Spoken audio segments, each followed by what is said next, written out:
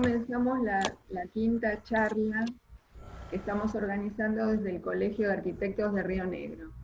Les voy a pedir, si pueden, silenciar los micrófonos para que no haya eco, así lo podemos escuchar bien a Sergio. Hoy nos acompaña Sergio Lardié, que es un arquitecto recibido en la UBA, especialista en gestión ambiental del desarrollo urbano, especialista en planificación y gestión de municipios y es fundador de SAPLAT, que es la Sociedad Argentina de Planificadores Territoriales. Y también tiene una vasta trayectoria que hizo en forma particular en Neuquén, y también vi que dio muchas charlas en la Sociedad Central. Tiene un currículum extensísimo, así que si digo todo, no va a hablar nada, así que lo voy a dejar hablar a él. Y les pido entonces nuevamente, cerremos los micrófonos y si se llega a cortar, volvemos a entrar con el mismo ID y la misma contraseña a la charla. Así que los dejo con Sergio. Muchísimas gracias, Sergio. Bueno, hola, gracias primero que nada a Maribé, a Constanza, a Oscar, que son los que andan ahí remando con todo, tratando de hacer escuchar un poco las experiencias locales, que eso está bueno. Así que bueno, la idea es compartirle una experiencia. Acá está Carlos, Cecilia, que hemos transitado juntos parte. Yo lo que digo que esto del plan de urbanización de la meseta es como una serie de Netflix, digamos, tiene como 10 temporadas. Yo solo les voy a contar las 2 primeras temporadas. Las 8 temporadas siguientes no me hago cargo. Desde que corrieron al director de las 2 primeras temporadas, quedamos desparramados todos los actores y actrices. Así que bueno, después podemos conversar y charlar. Estaría bueno en la segunda parte como experiencia, porque digamos es todo un tema, ¿no? Es todo un tema lo que ha pasado con este proceso. Por ahí quizás estaría bueno que justo esté alguien que participa de esta temporada de la serie esta que lleva ya más de 10 años. Y bueno, yo ahora le trato de compartir un poco los conceptos que hemos manejado. Especialmente nuestro líder técnico y político fue Carlos Di Camilo. Con él, en realidad, y en la época que más avanzamos, también estaba el intendente Farisano, que era, digamos, él decía que este plan de urbanización era la nave insignia de la gestión. Se hizo mucho, se avanzó, pero bueno, luego hemos tenido, ya les digo, hay 8 temporadas que ni Carlos, ni Cecilia, ni todo lo que participamos nos hacemos cargo, pero que estaría bueno charlar, y me gustaría que alguien que está participando de estas últimas temporadas estuviera y pudiéramos charlar y sacar algunas conclusiones. Yo ahora les comparto la pantalla, si me permiten. Ya estoy habilitado para compartir pantalla. Me parece Sí, que sí, sí. está, No sé, seguís estando habilitado.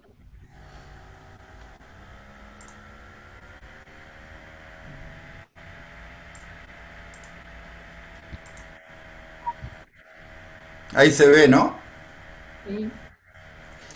Eh, bueno, primero un poco aprovechando con la excusa de toda esta experiencia del plan de urbanización de la meseta, eh, contarles un poco cuáles fueron como los principios rectores, ¿no? Que siempre con Carlos y todo el equipo nos propusimos para esta experiencia, y que era justamente esto de tener un urbanismo, en aquel momento le llamábamos sustentable. Hoy, bueno, vieron los temas de los términos. Hago hincapié en esto del urbanismo sostenible, y le hago como un renglón aparte a lo inclusivo y participativo, más allá que un urbanismo sostenible contiene todas estas cuestiones. Pero me parecía, porque bueno, se trabajó mucho con el eje, no solo en el respeto por el soporte natural, digamos, tuvimos todo. Ya vamos a ver un poquito rápidamente en qué consistió ese trabajo de reconocimiento del soporte natural, donde se asentaba la urbanización. El tema de inclusivo, mucho énfasis, por eso también es uno de los ejes, porque se trabajó con el concepto de hábitat y de la posibilidad de un acceso justo y se trabajó con toda una forma y una metodología que trataba que aquellos que no están en el mercado o que no pueden acceder al mercado inmobiliario justamente tuvieran una oportunidad. Y lo de participativo fue porque en tantos años de esta ciudad, desde que hicimos el plan urbano ambiental, fueron muy pocas las oportunidades que tuvimos de implementar una metodología participativa. Debo decir y reconocer que Carlos y Camilo, cuando fue parte del staff político, siempre nos habilitó los espacios de participación y con él tuvimos oportunidad de trabajar mucho participativamente, pero no es la excepción, digamos, de la regla de los procesos que en el municipio nos tocó vivir. Quiero hacer mención porque acá realmente el trabajo fue recuerden, vuelvo a recordar que te estoy hablando de las 2 primeras temporadas de la serie. Hay 8 temporadas más. Pero bueno, acá el director de esa temporada, de esta fase que les voy a contar, que es la elaboración del plan urbano de la meseta, quien coordinaba políticamente toda la cuestión del plan era Carlos de Camilo, y habíamos un grupo que éramos los que teníamos como una responsabilidad de coordinar técnicamente y estar más en la parte proyectual, porque el equipo que había armado Carlos en aquella época era totalmente, no solo por las asistencias técnicas que van a ver de externas, sino también el equipo tenía un perfil totalmente multidisciplinario. Teníamos economistas como Sergio Ponte, por ejemplo, pero bueno, había parte de sociólogos, licenciados en servicio social. Bueno, realmente era un equipo, simplemente acá menciono quienes, como estamos un poco entre predominantemente arquitectos, quienes teníamos por ahí las responsabilidades más proyectuales y la coordinación técnica en ese aspecto de un plan que realmente era integral. Y bueno, y verán las asistencias técnicas, ¿no? De la Universidad Nacional del Comahue, de distintas facultades, teníamos, si numero todos los profesionales que trabajaron, especialmente en todo el tema del soporte natural, es muchísimo. De la UFLO también tuvimos, ya un poquito vamos a detallar quiénes participaron. Del Colegio de Arquitectos nos acompañó en todo este proceso, por lo menos de estas 2 primeras temporadas. Y también a través de la Fundación, específicamente también recibimos asistencia de la Universidad del Comahue y Fundación Otras Voces, que es un grupo facilitador que nos ayudó en todo el tema de los foros de la meseta. Es importante un poco en el contexto actual, digamos, ubicarlo, ¿no? ¿Y por qué? Porque creo que uno de los pocos procesos que estamos viviendo con cierto nivel de gestión territorial y de planificación es el de la región metropolitana Confluencia. Entonces me parecía importante. En ese momento trabajábamos nosotros con lo que era la Asociación de los Municipios, Asociación de Municipios se llamaba, es más o menos la misma conformación de 12 municipios de Río Negro y de Neuquén, pero es una referencia muy fuerte y especialmente con lo que es Vaca Muerta, porque digamos ha cambiado a lo que era la producción tradicional de hidrocarburos. El tema, hay mucha localización de la gente que trabaja en esta área metropolitana, en esta región metropolitana, y se trasladan todos los días hacia aquella área de producción, con lo cual el impacto, y si esto que potencialmente se va a desarrollar, bueno, va a ser muy fuerte en demanda habitacional, demanda de servicios, etcétera, etcétera. Después, bueno, siempre lo trabajábamos en el marco del PUA. El PUA preveía unidades de gestión territorial, que era trabajar por sectores, planes de sector, que supuestamente íbamos a ir completando en todo un proceso que iniciamos, imagínense, allá por el año 97-98.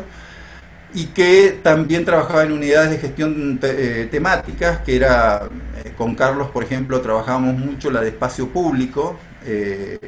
Temáticamente el tema del espacio público ya desde aquel entonces lo abordamos bastante profundamente, recuerdo. Después, bueno, todo eso fue quedando.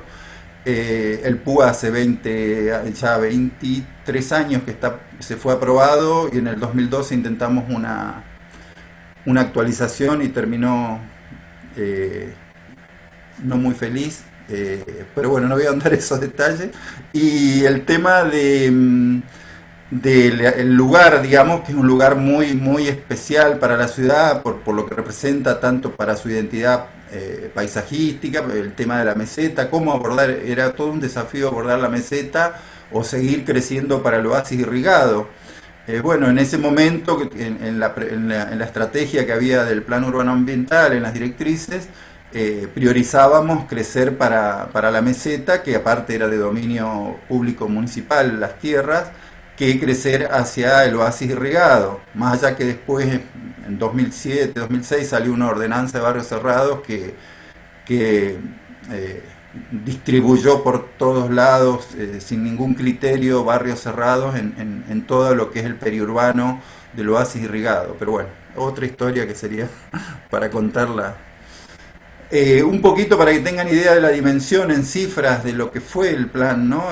Realmente era impresionante, yo lo miro ahora a la distancia, eran 600 hectáreas que se estaban creando de suelo urbano, 7 nuevos barrios, porque bueno, justamente una de las premisas siempre fue no hacer un loteo social o un loteo dormitorio, sino concretamente hacer ciudad, y por eso siempre tuvimos la idea del concepto de barrios y que era una sucesión de barrios y que iban a ir creciendo por colindancia, ¿no? Es decir, fíjense en que el primer barrio, si se nota la flechita, a ver, ¿se ve la flechita?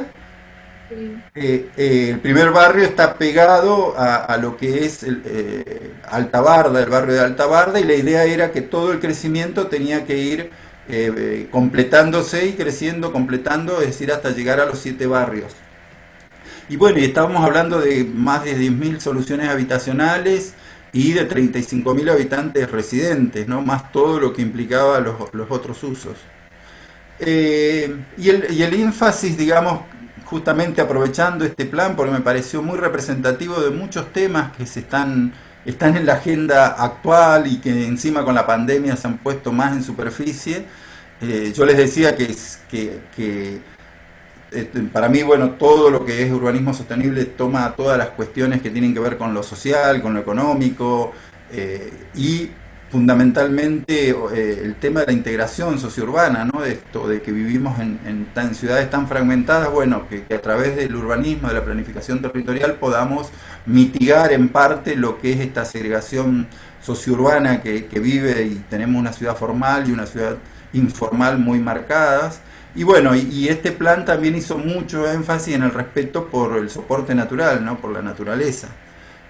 No obstante, como les dije, quise sacar y remarcar el tema de lo inclusivo y de lo participativo, porque me parecía que era algo muy distintivo y que valía la pena resaltar. Esto no se transformó en normativa, o sea, todo lo que elaboramos, el trabajo que hicimos del master plan y todo el proceso se transformó en una ordenanza aprobada por unanimidad en el Consejo Deliberante. La zona se le llamó una zona de gestión especial de urbanización de la meseta y tenía 3 directrices. La ordenanza misma estaba armada, le ordenaba al Ejecutivo, por así decir, trabajar con una zonificación para todo el proceso de desarrollo urbano, con sus respectivos indicadores urbanos, con sus cuestiones ambientales, de gestión ambiental. Tenía claramente las directrices socioeconómicas, que era todo el concepto de gestión social del hábitat, y era todo un trabajo incluso para elegir los beneficiarios, el modo, la metodología, era realmente muy democrático y para eso estaba institucionalizado lo que era el foro de la meseta. Y el tema de la cuestión financiera, las directrices financieras integrales, estaba pensado en un fideicomiso público y un fideicomiso privado. En realidad el fideicomiso público era para todas las obras de urbanización y el privado era la idea de que cada uno de estos barrios que decíamos, que a su vez tenían sectores, como teníamos una gran cantidad de cooperativas, mutuales y sindicatos, que cada uno de estos sectores se conformaran en un fideicomiso y bueno, todo el conjunto de beneficiarios gestionado y gerenciado por una cooperativa, una mutual o un sindicato, bueno, llevaran adelante, o sea, se trabajó todo con el concepto de demanda organizada, ¿no? Bueno, se previó justamente todas estas cuestiones de la sustentabilidad económica. rápidamente contarles esto del respeto por el soporte natural, porque realmente fue un trabajo, acá participó mucho la Universidad del Comahue, reconociendo todas las condicionantes del soporte natural, también lo que llamábamos nosotros las afectaciones tecnológicas, porque nos cruzaban electroductos, gasoductos, oleoductos. Eh, Ahí, digamos, a partir de esos diagnósticos sectoriales, nosotros identificamos unas unidades ambientales homogéneas y trabajamos un concepto que es el de capacidad de acogida, ¿no?, del territorio, que es a partir de identificar estas unidades ambientales, que en este caso no son homogéneas. ¿Qué hacíamos, no? Teníamos determinada cuáles son las actividades que van a ir que teníamos que ordenar en este territorio, que teníamos que desarrollar en este territorio, y cuáles son las aptitudes que este mismo territorio tiene para recibir, acoger esas actividades. Acá esto no vamos a ahondarlo mucho, solamente se los quiero poner como un pequeño ejemplo.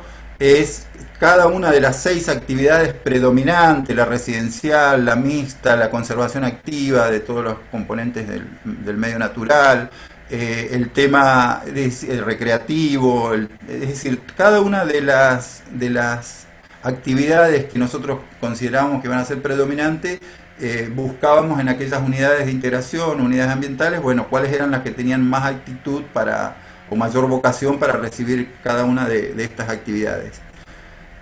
También hubo un trabajo que esto se hizo cuando participó a través del Colegio de Arquitectos de Neuquén, que llamó y convocó un equipo de trabajo, y se estudió bastante todo el tema de cómo trabajar la parquización, la forma de parquización de lo que nosotros llamamos el Parque Las Bardas, que era todo el borde del desarrollo, del emprendimiento del plan de urbanización, y lo que es el talud de la barda, que es un tema muy complejo, y que justamente había que estudiar detenidamente qué forma por ahí de fijar esas cuestiones sin en usar flora exótica que tuviera que necesitar mucha agua o cosas por el estilo.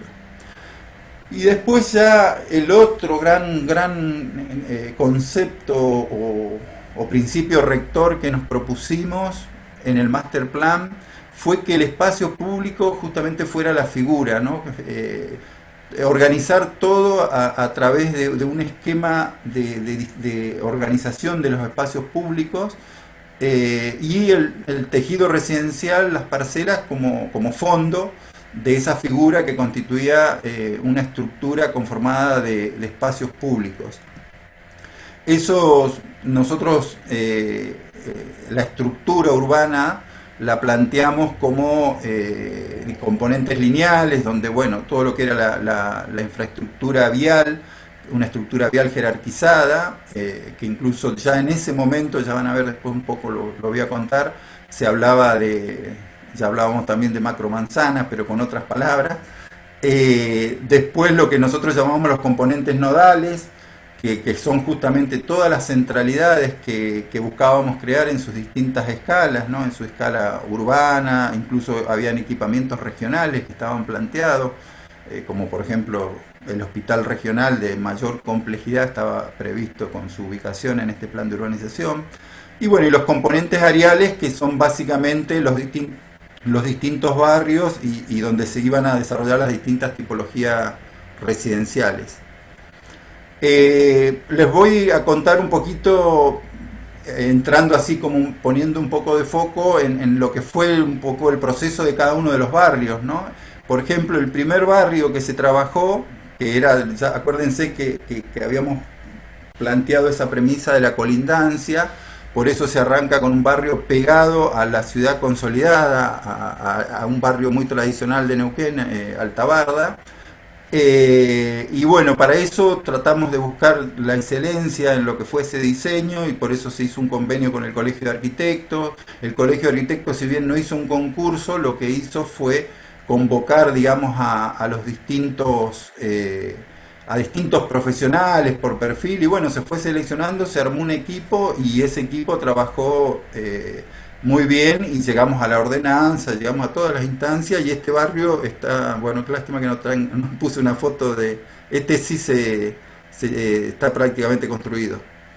El segundo barrio también, que está en proceso de construcción en este momento, nos acompañó la fundación de la universidad, también conformando un equipo técnico y con mucha presencia del equipo técnico municipal, ¿no? Ellos nos ayudaban en la coordinación y nosotros como equipo municipal, con Cecilia Arroyo, Cristina Yenga, Oscar Inostroza, era lo que les contaba yo, que teníamos un poco las responsabilidades proyectuales y el trabajo. Después había alrededor de esto todo, como yo les digo, un equipo interdisciplinario que trabajaba los temas sociales, los temas de sustentabilidad económica, etcétera, etcétera. Y Carlos, que era un poco el coordinador no un poco, era el coordinador de todas las cuestiones, ¿no? Este es otro barrio que en realidad surge acá, lo que podíamos pensar en su momento, porque este es lo que le llamamos el barrio 7, que se estaba rompiendo la colindancia, pero no, en realidad al sur de este barrio lo que pasó y por qué surgió la necesidad de proyectar en detalle. Siempre los barrios están hechos en función de todos los lineamientos del master plan, ¿no? El master plan fijó todos los lineamientos y después cada barrio se iba haciendo en función de esos lineamientos del master plan. En este caso, que no tenía esa lógica de justaposición por colindancia, digamos, por así decirlo, lo que sí pasaba era que abajo, no se ve bien ahora, bueno, se ve en este caso, pero está acá la mayor urbanización que le llamamos Cuenca 15 y Cuenca 16, que es los sectores más populares de la ciudad, y que se estaba produciendo un avance de los asentamientos hacia este sector. O sea, en cualquier momento ya subían a la meseta. Entonces, bueno, ahí se tomó la decisión de proyectar este sector como colindancia de todo esto. Es más, justamente a principios de este año es acá donde se produce un asentamiento, este principio de año, en una calle Casimiro Gómez, y lo que es ahí, digamos, este barrio no se concretó en todos estos años, y a principios del año 2020 se produce un terrible asentamiento de más de 1000 familias, para que tengan una idea, en este barrio.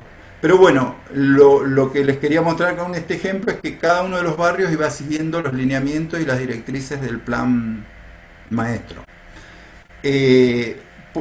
Ahora voy a poner un poquito más de lupa en lo que fue el segundo barrio como ejemplo de esos principios rectores en los cuales nos manejábamos, acá un poco lo que quiero mostrarles es cómo en cada uno de los barrios trabajábamos estos conceptos de espacio público y el concepto de centralidades, ¿no? Y habían centralidades de distinta escala, ¿no? Algunas como urbana, como ven, la idea acá eran espacios como para hacer edificios corporativos, inclusive oficinas administrativas, etcétera, etcétera. Después había lo que nosotros llamábamos un espacio, una centralidad barrial, se organizaba básicamente a partir de una plaza y de equipamiento comunitario. Y en este caso, en ese momento preveíamos el hospital de alta complejidad regional a nivel de toda la provincia. Pero bueno, este concepto de que no era un barrio dormitorio, que no era un tejido solo residencial, sino que le buscábamos complejidad en los usos, ¿no? Y un poco también en ese momento nosotros manejábamos, quizás no con los términos que ahora se están manejando, el tema de macromanzana o supermanzana, pero teníamos muy el concepto de calles pasantes y de calles de tránsito calmado. Nosotros en ese momento, por ejemplo, a las calles de tránsito calmado les llamábamos calles patio, ¿no? Y eran estas amarillas que ven ustedes, que el auto ahí tenía que andar, digamos, a velocidad, digamos, la prioridad era absoluta del peatón. Y también un tema sumamente importante, que no solo en la estructura vial que planteábamos clara y con una estructuración muy fuerte en una avenida Soldi que atravesaba todo el plan de urbanización y los 7 barrios, también se diseñó, esto fue más reciente y ahí estuvo trabajando mucho Oscar Inostroza, lo que llamábamos el Metrobús del plan de la meseta, que preveía justamente unir todo el plan, porque nosotros siempre el tema de la movilidad y la integración de este barrio a la ciudad era una de las premisas fundamentales. Bueno, a través del, del Metrobús buscábamos la conexión con el centro y con toda la ciudad, conectándonos con otro Metrobús existente que se le llamamos, ya está construido, el Metrobús del Oeste. El concepto de animación urbana era otra de los principios directores rectores que teníamos, porque siempre esto que vengo diciendo, de que no solo tener un tejido residencial, sino tener, digamos, una densidad, inclusive no de la casita, digamos, individual, sino mezclar tipologías. Incluso teníamos toda una forma de que buscábamos que los sectores de los 5 quintiles que analizábamos de niveles socioeconómicos, los más bajos estuvieran en viviendas unifamiliares y los más altos en viviendas multifamiliares, por todos los gastos que implica una vivienda multifamiliar en temas de mantenimiento, en temas de despensa y todas esas cuestiones. Pero bueno, pero acá lo fuerte era lograr una densidad que no fuera la densidad de la casita una al lado del otro, porque nunca creímos en esto de que porque estamos en la Patagonia el suelo urbano sobra.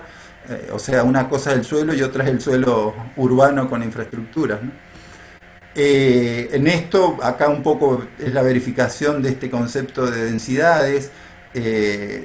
Buscábamos justamente para que todo aquello que sea uso no residencial y todo esa sistema de espacios públicos que planteábamos tuvieran la animación y tuvieran el uso y la sustentabilidad que le da una densidad urbana adecuada. El tema que también ahora se habla mucho de la ciudad de 15 minutos, ¿no? El tema del comercio de proximidad con el tema de la pandemia, el tema de las áreas de oportunidad, es decir, en esto de la ciudad de 15 minutos, el tema de las áreas de oportunidad, todos más o menos venimos escuchando, que tiene que ver con que justamente no sea solo un centro y una periferia, ¿no? Sino que las oportunidades se distribuyan en los barrios, que los barrios empiecen a tener más justamente comercios de proximidad, servicios y actividades no residenciales que permitan que la gente en lo posible pueda tener en este concepto de a 15 minutos, poder ir en bicicleta, ir peatonalmente y encontrar, digamos, su trabajo. Ya que me escucharon a mí, lo prendí por lo menos para escuchar. Así que, y bueno, y después ya entrando en lo que era inclusivo, que quise hacer como un resaltar, digamos, del urbanismo sostenible, tiene que ver con esto también era una de las premisas que había en esto de los beneficiarios futuros, que no debía haber discriminación de ningún tipo, ya sea de género, incluso se pensaba en ese momento no solo en la familia tradicional como futuro beneficiario, sino como que era mucho más amplio y las condiciones, digamos, acá existe en la provincia un registro de beneficiarios que, bueno, si no tenés familia, o sea, hijos, etcétera, etcétera, no tenés posibilidad de entrar a ese registro. En este caso, la idea era que justamente fuera lo más amplio posible ese registro de beneficiarios y no discriminara bajo ningún concepto, y a su vez entendiera que hay distintos tipos de familia y no solo la familia tradicional. Y el otro eje fundamental fue justamente el derecho al hábitat digno, ¿no? Es decir, cómo familias que no pueden entrar en el mercado inmobiliario, había un abanico de posibilidades para, digamos, facilitarle el acceso al hábitat. Inclusive se hizo un concurso a través del Colegio de Arquitectos para que también aquellos que accedían a través de una cooperativa, de un sindicato, de una mutual, a un lote con servicio, tuvieran la oportunidad de acceder a un proyecto y bueno, se seleccionaron unas tipologías a través de un concurso provincial de anteproyectos de vivienda popular y se llegó a un convenio, había un convenio, todo esto es parte de la segunda temporada, no sé qué pasó en las próximas temporadas.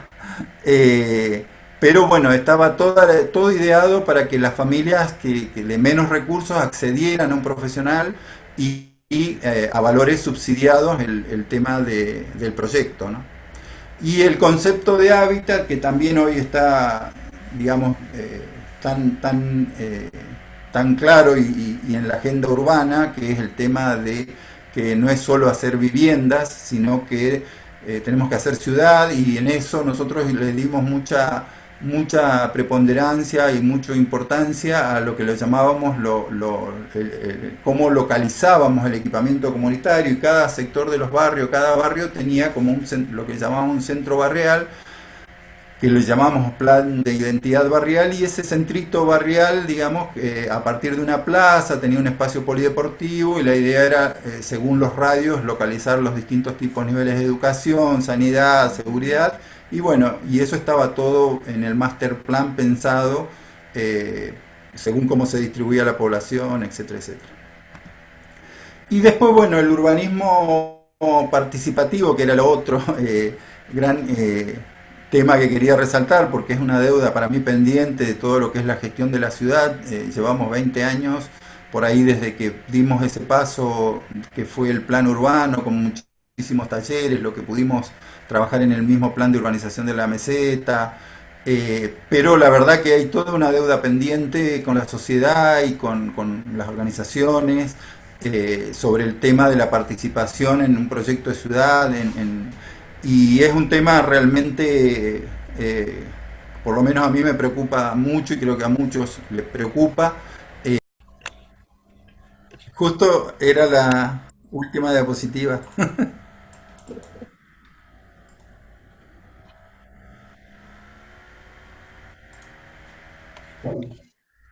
Acá habíamos quedado, ¿no? ¿Me escuchan? Sí, ¿no? Sí, Bueno, y contarles cómo era la organización que tenía este plan, que realmente la unidad de gestión territorial que se creó por ordenanza del Consejo Deliberante, y la conformación, digamos, de esa unidad de gestión, tenía lo que nosotros llamábamos un comité proponente, que era todos los decisores políticos, que no solo, digamos, estaba la parte política y la parte de los potenciales beneficiarios, es decir, todos aquellos titulares de cooperativas, de sindicatos, de mutuales, formaban parte de ese grupo, que había una mesa que compartían y consensuaban decisiones, el equipo técnico municipal, uno más permanente y otro más esporádico, que trabajaba más puntualmente en determinados temas. Había lo que nosotros le llamamos un consejo consultivo, donde en ese momento, hacía poquito tiempo que había pasado la maestría GADU de Gestión Ambiental de Desarrollo Urbano en la Universidad del Comahue, y parte de los profesores nos acompañaron en el asesoramiento del plan. La parte de arquitectura de la Universidad de Flores también nos acompañó mucho en esa instancia, y el Colegio de Arquitectos, que bueno, siempre estuvo presente en todo el proceso.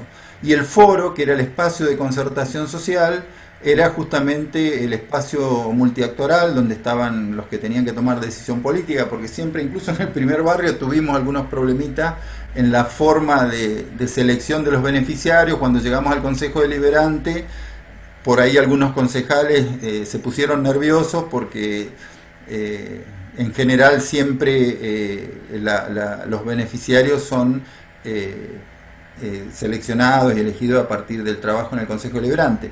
Pero bueno, después en los siguientes barrios no lo dejamos para otro momento. Bueno, por supuesto que estaban los beneficiarios potenciales directos, es decir, como les dije, trabajábamos con una demanda organizada, o sea que no había individuales, personas individuales, sino estaban a través de una cooperativa, de un sindicato, una mutual, etcétera, etcétera.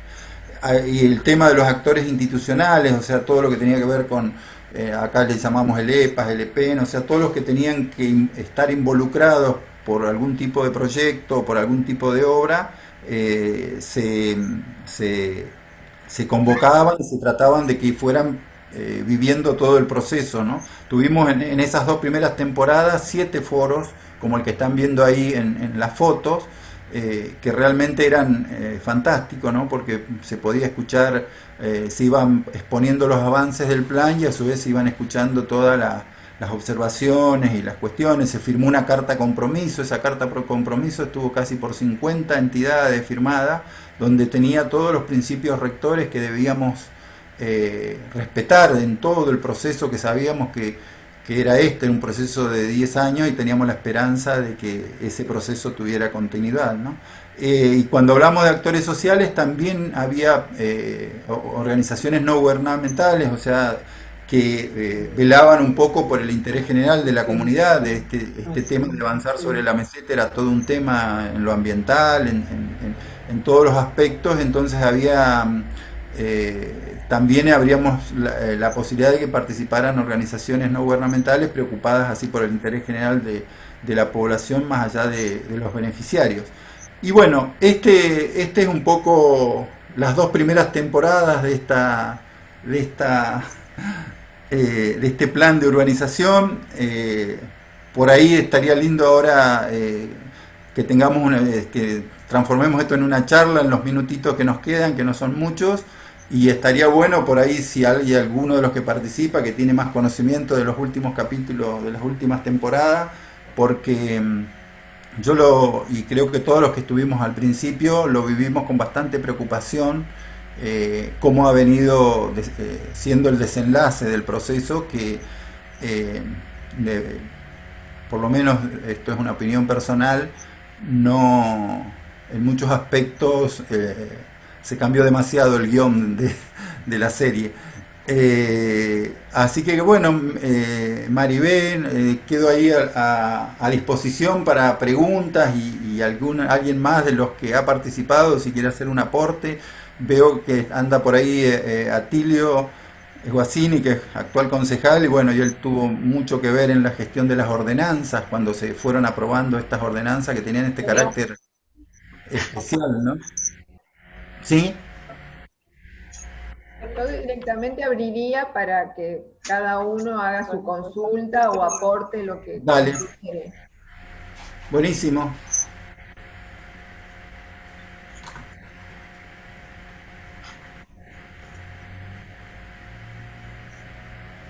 Parece que no. Quedaron mudos. Sí, no sé qué pasó. O está todo bien o está todo mal.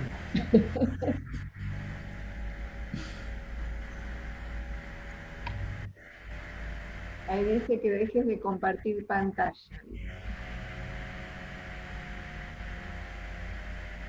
Por privado preguntó Jorge Villar si tenés el número de la ordenanza.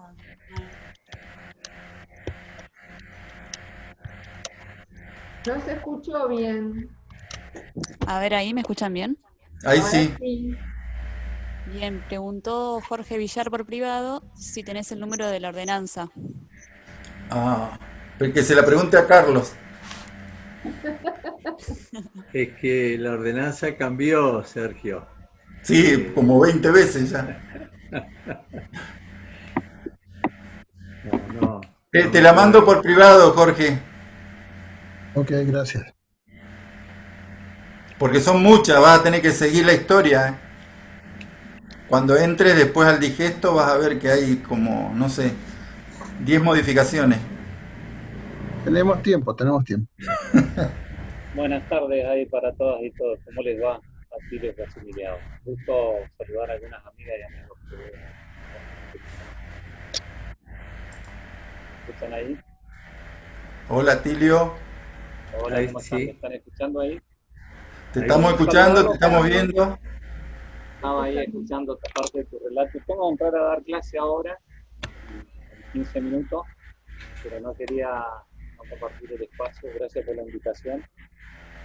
Ahí que preguntaba Jorge, la última ordenanza es la 14.037, digamos que es la que modificó el distrito 7 original, y es la que habilita el nuevo proceso de urbanización en el Distrito 7, donde se habrán visto los medios de comunicación.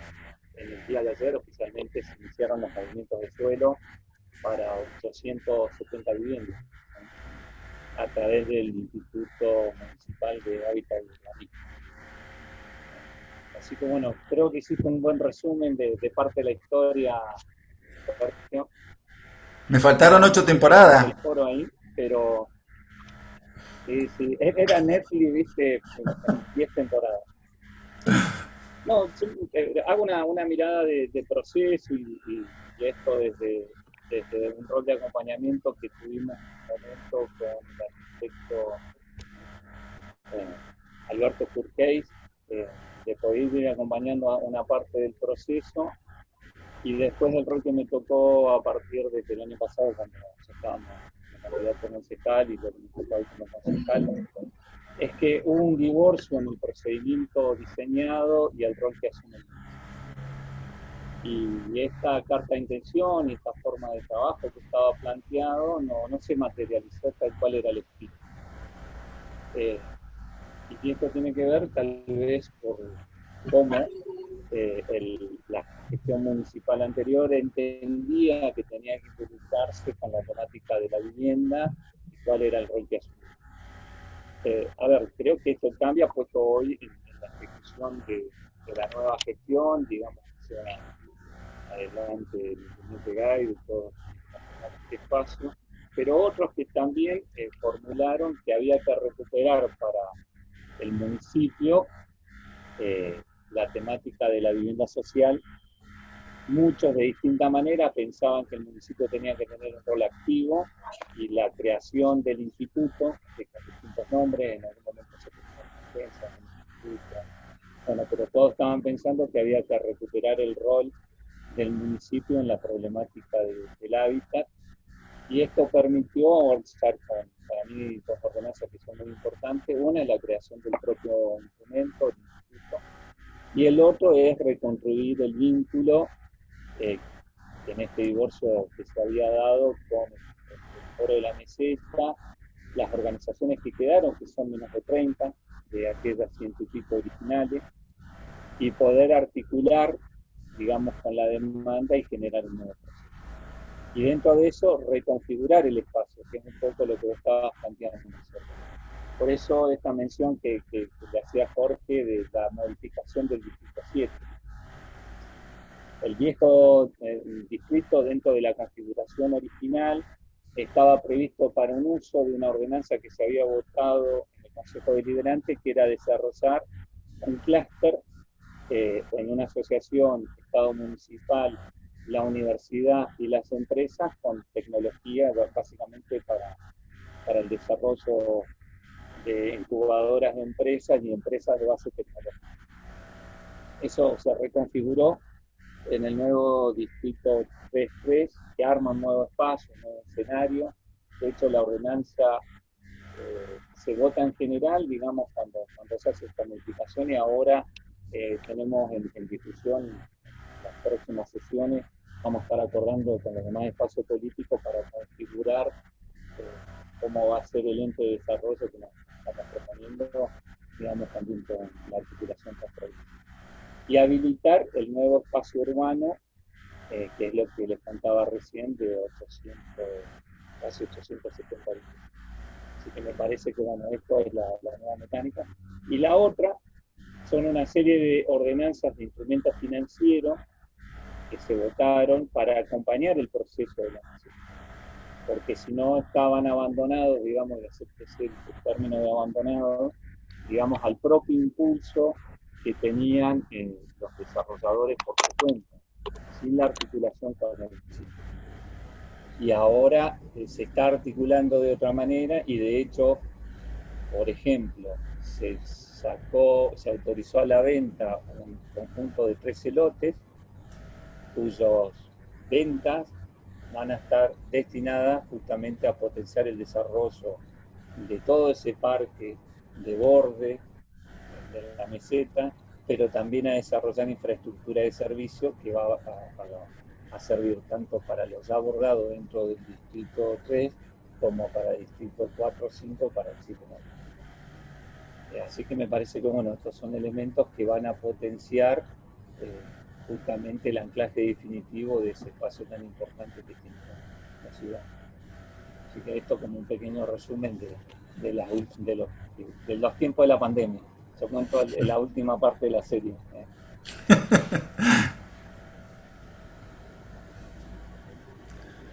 Sí, eso, ese tema que era uno de lo último que contaste de los terrenos que se pusieron en venta, era una de las cosas muy importantes que tenía el plan originalmente, de justamente dejar reservado, como era tierras de dominio municipal, dejar reservada una serie de lotes que eran para vivienda multifamiliar, vivienda colectiva, para generar justamente recursos para las obras de urbanización. Era como captar la plusvalía del propio desarrollo, hacer que esos, y creo que en este caso Atilio, Ana Servidio y varios de los concejales que trabajaron defendieron muy bien el precio de la tierra, a la cual se va a licitar esos terrenos en venta para que haya desarrollo que nos permitan financiar, el desarrollo urbano general del plan. Y para complementar a ese planteo, Sergio, y para todas y todos, nosotros por ordenanza, y digamos estamos obligados cuando se hace una licitación de terrenos que como mínimo fijemos en una venta el valor que fija el Tribunal Provincial de Tasación. Particularmente para esto, que es un proceso licitatorio con lo cual se fija un valor piso, lo que se hizo fue a ese valor multiplicarlo por 7. Es decir, levantar el piso que nos fijó el tribunal 7 veces. Y el otro elemento para capturar plusvalía fue modificar el valor que tienen todos los derechos de edificación, que en este caso se van a multiplicar por 5.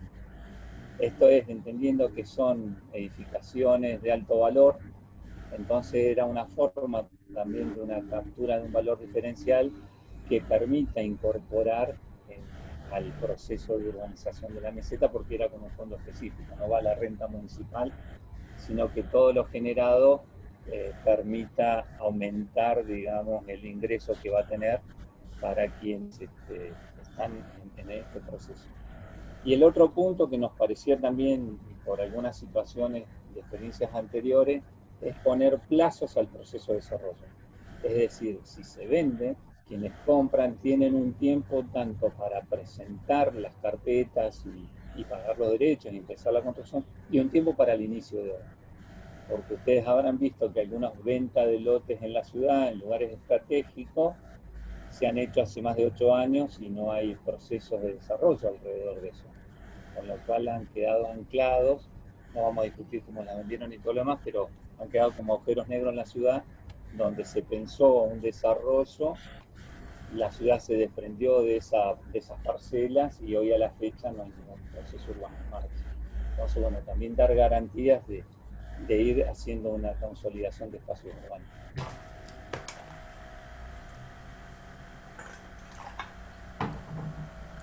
Está bueno el resumen de las últimas temporadas. Se nota que estoy en pandemia, ¿no? Que estamos...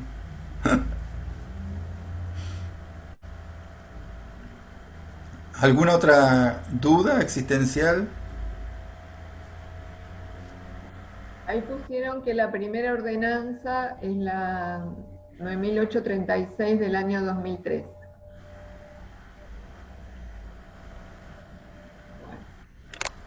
Una aclaración. Esa es la que crea la unidad de gestión para urbanización de la meseta. Luego, con el trabajo de todos los sectores que bien mencionó Sergio, ahí se constituyó la ordenanza con estos bloques temáticos que fue la que intentó llevar adelante la urbanización y bueno, Sergio también pide ayuda a ver qué pasó después y es interesante lo que comenta Atilio, por lo menos de este último capítulo, digamos, ¿no? Que parece retomar algunos ejes que habían quedado por ahí perdidos.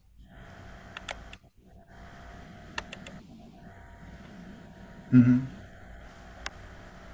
Yo- Maribé, ¿puedo hablar? Sí, sí, podés hablar. Bueno, buenas tardes a todos. Maribé, un gusto como siempre. Gracias.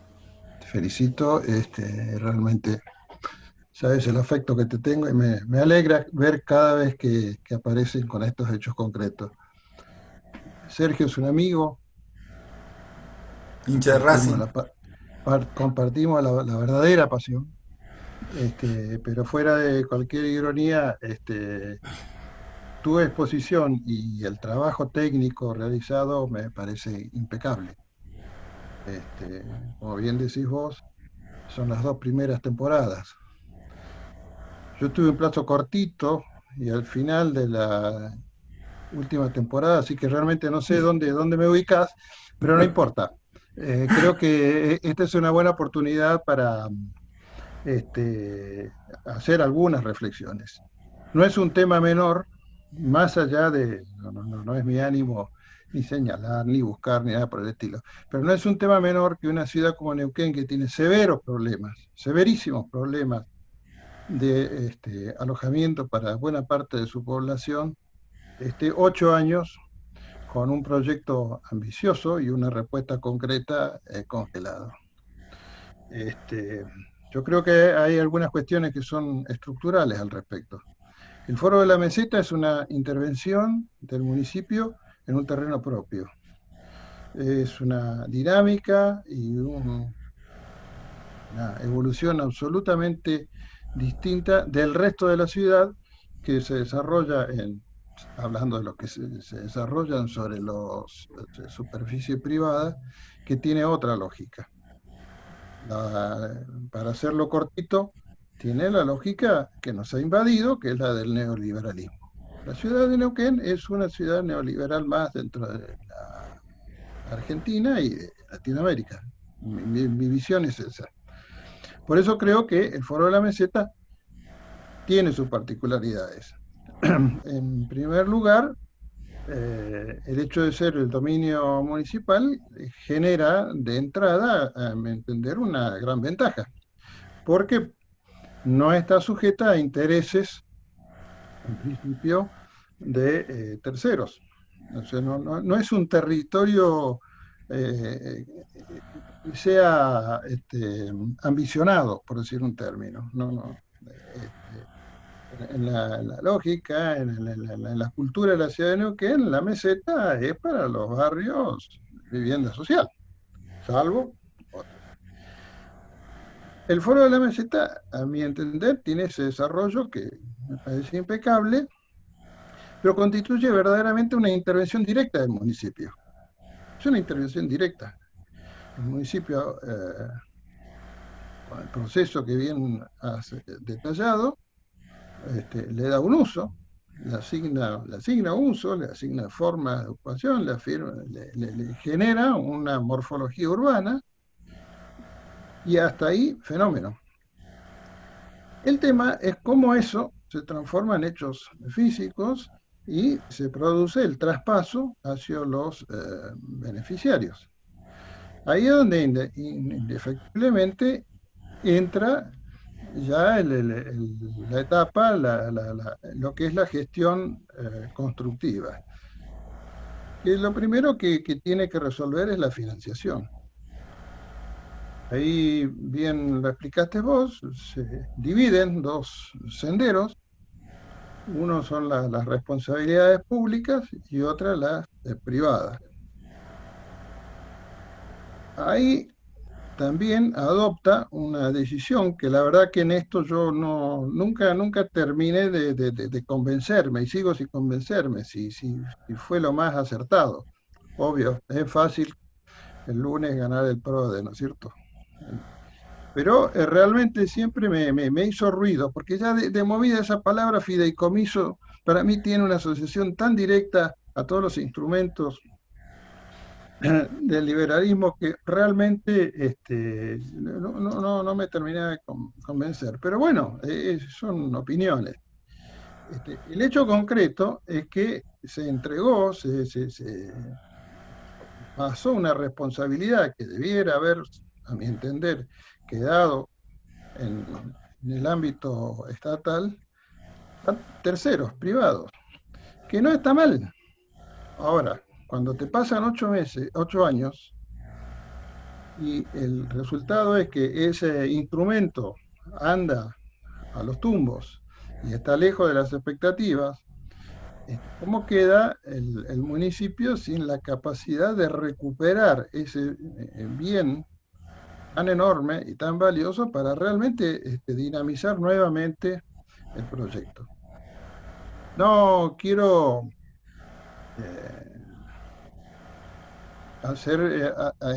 apropiarme de las palabras que ha manifestado, lo que ha manifestado Atilia Guasini, pero tengo la sensación de que algo va en ese sentido.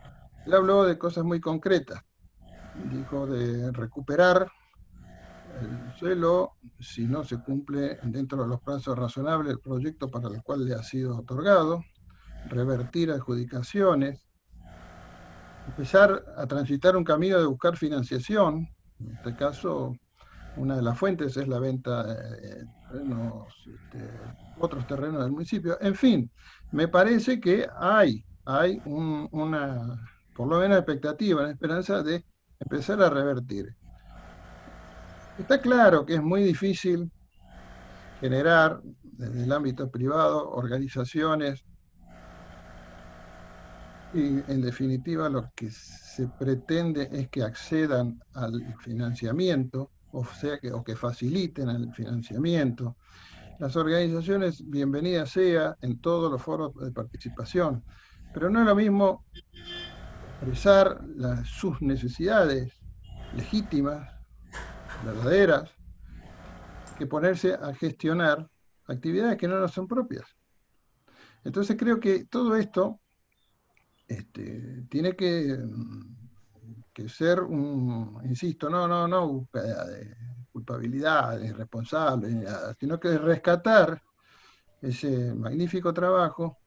Y como bien se está diciendo por estos días, que la pandemia sea una oportunidad de pensar y retomar la solución a viejos problemas que venimos arrastrando, con una mirada que nos deja, nos enseña, nos advierte la epidemia. Me parece que está bueno rever estas cuestiones, ¿no? En mi opinión, para ir cerrando, yo estoy convencido de que esto tiene que tener una acción directa del municipio, al más tradicional de los estilos. La infraestructura la tiene que licitar el municipio, construir con su contratista, con los precios, etcétera, etcétera. Y lo que es asignar los lotes, y lo que es la construcción privada, sí es cierto que también el Estado, el municipio, tiene que acompañar. Tuvo muy buena esa idea de generar esos prototipos, aquellos que se hizo con el concurso, a través de un concurso con el colegio, todas las asistencias técnicas. Creo que tiene que haber un espacio donde haya alguna gente investigando, buscando mejoras. El tema de costos en la construcción es un problemón. También es cierto que en forma individual poco se puede hacer. O sea, creo que hay muchísimas cosas que vendrían muy bien, pero insisto, en el marco de una acción directa, no sé si será una dirección de planeamiento del municipio, si será el recientemente creado Instituto de Vivienda, pero a mí no me cierra esto de que en la tierra pública se entrega un fideicomiso y en definitiva la experiencia, bueno, los números están a la vista. Gracias y suerte.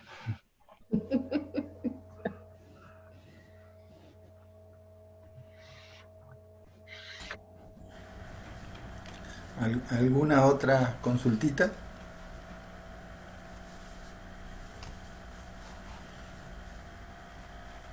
Muchos están poniendo que sería interesante acceder a las ordenanzas. Igualmente todas las ordenanzas están en el chat. No sé de qué forma pueden acceder a las ordenanzas, supongo que directamente en la página de la municipalidad. Sergio, o cómo. Sí, sí, o sea, vos entrás a CDNQN, que es CDNQN ya ponés CDNQN, entras al digesto, podés entrar al digesto del Consejo Deliberante, ponés palabras, aunque no tengas el número, ponés como palabras, plan de urbanización de la meseta, unidad de gestión territorial de la meseta, y seguro que va a salir la ordenanza madre y todas las modificaciones eh, se van ahí con lo que ha anotado Cecilia y varios que anotaron números de ordenanza, cualquiera que entremos de esa va en el digesto del Consejo Deliberante nos lleva a todas las ordenanzas y a todo el historial. Yo te quería hacer una pregunta, no sé si me las podés responder. Quería saber si ustedes, después de haber hecho todo ese trabajo, tuvieron contacto con la gente que vive en esa zona. ¿Qué les parece? O si les dijeron algo, si los ven conformes con el lugar donde están. O no lo pudieron ver eso todavía. No, o sea, nosotros no tuvimos la oportunidad justamente de hacer un seguimiento. En realidad lo que hay de los 7 barrios, el que está avanzado, prácticamente terminado, es el primer barrio, que incluso también ahí hubo mucho, en esto también Cecilia participó mucho, hubo mucha interacción porque habían prototipos diseñados también de tipologías de vivienda y hubo interacción con los beneficiarios porque muchos proponían cambios a ese prototipo, a esa morfología que se había, el diseño urbano que se había hecho del primer barrio, que era muy particular. ¿Por qué? Porque el soporte natural era sumamente complejo. Ese fue el trabajo que se hizo con el Colegio de Arquitectos y un equipo bárbaro de 6 o 7 profesionales. Y era muy, muy particular el diseño. Ustedes lo vieron, el diseño urbano que tenía ese primer barrio. Y los prototipos que se diseñaron en la municipalidad de viviendas tipo dúplex, que establecía el diseño urbano, acarreaban algunos problemas de crecimiento y cuestiones, y ahí hubo mucha interacción con los beneficiarios que demandaban cambios y por ahí la rigidez de la norma no lo permitía. Y bueno, desde la municipalidad, sé que en esos momentos estuvo bastante Ceci ahí Arroyo, y se les dio, digamos, posibilidades de adecuaciones de esos prototipos, pero después el segundo barrio está en este momento licitándose un sector, digamos, del barrio, del segundo barrio, y como decía Tilio, esto del barrio 7, que está arriba de Cuenca 15 y Cuenca 16, ahora se largó, digamos, un proceso a partir de lo que yo le contaba también de las tomas que hubo a principio de año, de casi 1000 familias en todo ese sector. Si bien ya prácticamente no quedan asentamientos informales, que se han retirado la mayoría de la gente, ahí es donde se van a hacer los 800 y pico de terrenos. Pero la verdad que esto que decía también Jorge, de que han pasado 8 años y físicamente todo este plan no se ve reflejado, esa es la realidad, ¿no? Y el único seguimiento e interacción con los beneficiarios fue esto que te digo yo del primer barrio. No, yo no sabía cómo habían seguido, por eso te preguntaba. Sí, ahora digamos el foro de la meseta, qué lástima que no hay ningún miembro del foro actual, tal cual como está el foro de la meseta. Fundamentalmente está gestionado a partir de la cooperativa Mercantiles. La cooperativa Mercantiles es la que está llevando adelante el barrio número 2 y tiene a su vez, a través de una ordenanza, la potestad de gestionar los demás barrios, varios de los otros barrios también. Eso es lo que se está reviendo ahora en este momento, lo que hablaba Tilio del Consejo Deliberante, ahora con la nueva gestión, la creación del Instituto del Hábitat y Urbanismo que se ha creado. Evidentemente empieza a tener nuevamente un rol más, no tan delegado como estaba pasando en esto, que se había delegado a prácticamente una especie de fideicomiso, como dice Jorge, que era gerenciado, por así decirlo, por la cooperativa Mercantiles. Ellos, bueno, pudieron avanzar en el segundo barrio, no es mucho lo que se ha avanzado, pero bueno, avanzaron, pero la verdad que hoy todavía no físicamente, excepto la apertura de calle, la mensura realizada, etcétera, etcétera, no se ha podido avanzar mucho más. Sí, me parece importante. Cecilia, Ah, tenete el micrófono apagado.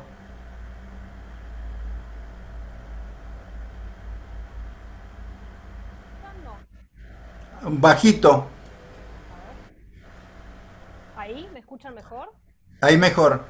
Bueno, no, simplemente quería agregar que una parte también donde se corta el proceso, porque bueno, nosotros cuando trabajábamos en todo el proceso del plan de urbanización de la meseta a cargo de Carlos Di Camilo, como bien explicó Sergio, teníamos todo un seguimiento que abarcaba un montón de aspectos. Después se corta porque, bueno, incluso todos fuimos a parar como a distintas áreas del municipio y dejó de existir ese área como una unidad. Bueno, ahí le perdemos bastante el hilo a todo el proceso. Y después, años después, lo que hace el Ejecutivo Municipal es cederle las tierras a mercantiles, por esto que explica Sergio, que ahora están como a cargo del desarrollo. Y bueno, ahí se empezó a dificultar un poco más porque, por ejemplo, en lo que fue la aprobación de las mensuras del segundo barrio, se modificó bastante el plan maestro, se quitaron esas áreas de equipamiento comunitario de cercanía. Bueno, a mí me tocó tener una pelea casi cuerpo a cuerpo para defenderlo, en parte no lo logré, digamos. Entonces, bueno, el proceso sufrió bastante en ese sentido también, ¿no? Que es una lástima, digamos. Hay varias temporadas que son bastante tristes de los que tuvimos en un principio, sí, lo vemos ahora y bueno, no es lo que fue. Veremos ahora en esta nueva etapa municipal qué sucede. No quiero adelantar nada, pero digamos, ojalá se No pueda expolies. retomar. Claro. Así que bueno, eso nomás.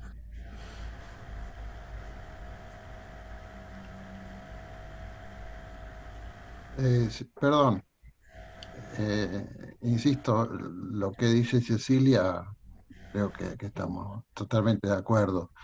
Hay que ser cuidadoso con la tierra pública, hay que ser cuidadoso con los instrumentos.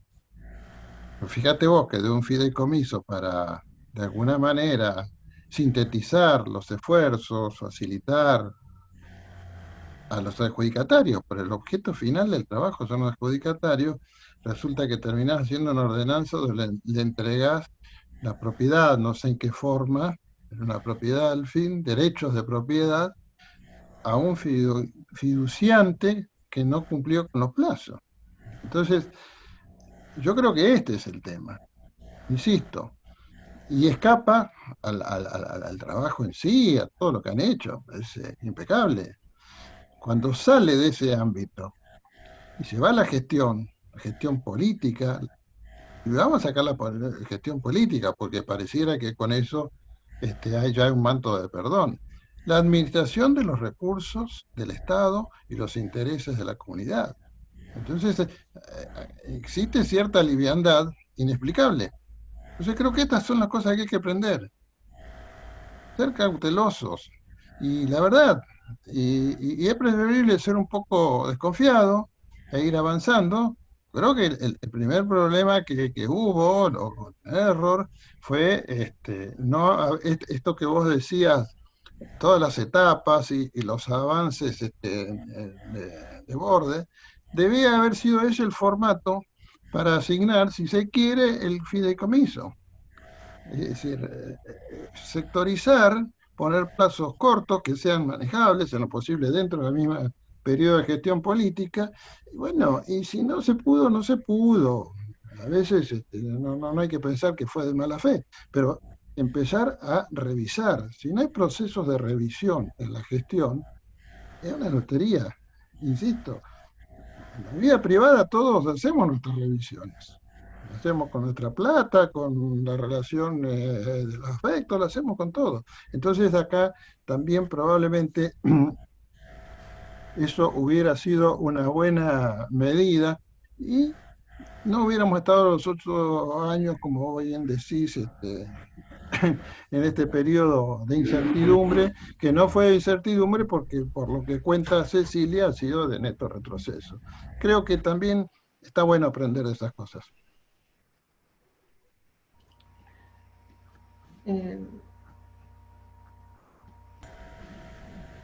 yo quería agradecer a todos invitarlos para la próxima charla, antes que se corte, nos podemos volver a conectar, pero quería invitarlos a las próximas charlas que estamos haciendo. El miércoles